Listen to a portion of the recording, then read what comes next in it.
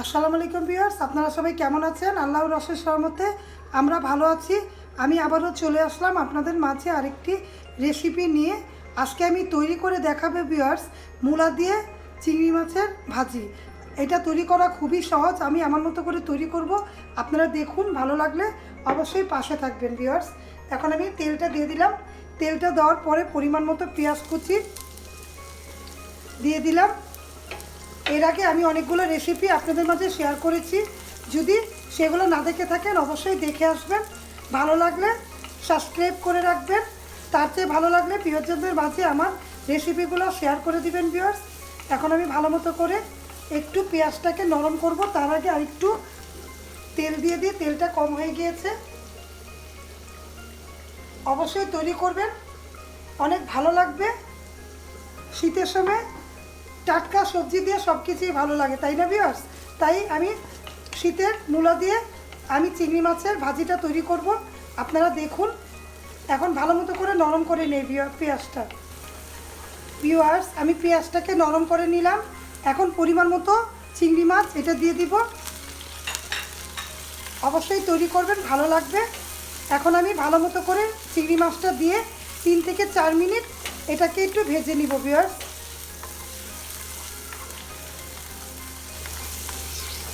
Viewers, 3 থেকে 4 minute আমি চিংড়ি মাছটা আর পেঁয়াজটা লবণ দিয়ে নিই ভিউয়ার্স। পেঁয়াজ, তেল আর চিংড়ি মাছটাকে ভালো মতো করে ভেজে নিলাম।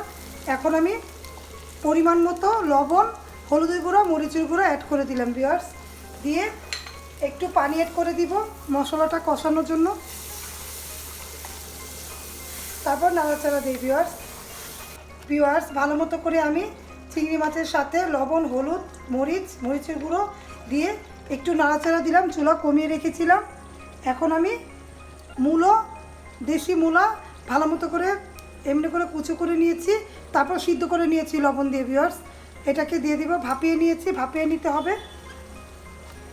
মূলা থেকে একটা স্মেল আসে, তার জন্য আমরা ভাপ দিয়ে নিব। ভাপ দিয়ে নিলে খেতে অনেক ভালো লাগে। লবণ দিয়ে ভাপ দিয়েছি আমি পরিমাণ মতো। এখন আমি ভালো মতো করে হালকা করে নাড়াচাড়া দিব। চুলার আঁচ মিডিয়াম রেখে নাড়াচাড়া দিই।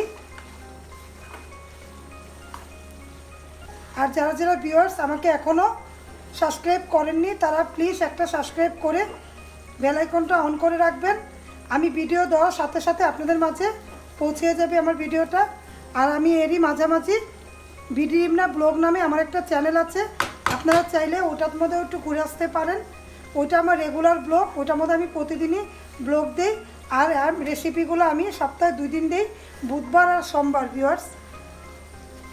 এখন আমি হালকা করে নাড়াচাড়া দিব।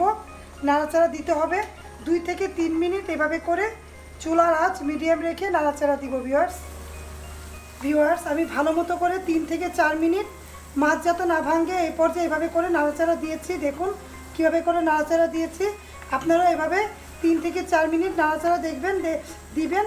তখন দেখবেন তেলগুলো আলাদা আলাদা হয়ে যাচ্ছে। তখন বুঝবেন যে আমার নাড়াচাড়া পারফেক্ট হয়েছে ভিউয়ার্স। আর এরই মধ্যে আমি চাট মশলা অল্প করে দিয়ে দিব।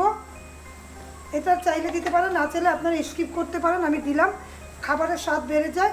আর কয়েকটা কাঁচামরিচ ফেলে দিয়েছি, মাঝখান থেকে কেটে দিয়েছি। আর কয়েকটা আস্ত দিয়েছি ভিউয়ার্স। দিয়ে আমি হালকা করে নাড়াচাড়া দিব। অনেক মজা। শীতের সময় যদি গরম ভাতের সাথে এরকম একটু ভাজি হয় তাহলে তো কোনো কথা নাই। দেখুন দেখতে কত ইয়াম্মি লাগছে ভিউয়ার্স। আর ডালও লাগবে না ভিউয়ার্স এভাবে করে খেলে। এখন আমি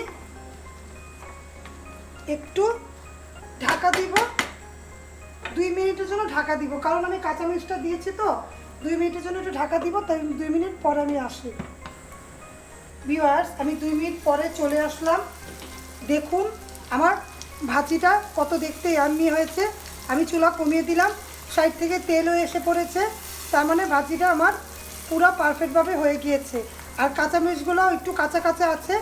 এই পর্যায়ে আমি ধনেপাতা কুচি, শীতে ধনেপাতা কুচিটা দিয়ে দিলাম। তারপরে হালকা করে নাড়া দিয়ে চুলা বন্ধ করে দিব। তারপরে পরিবেশন করে আপনাদের দেখাবো ইয়াম্মি একটা চিংড়ি মাছ দিয়ে মূলা ভাজি।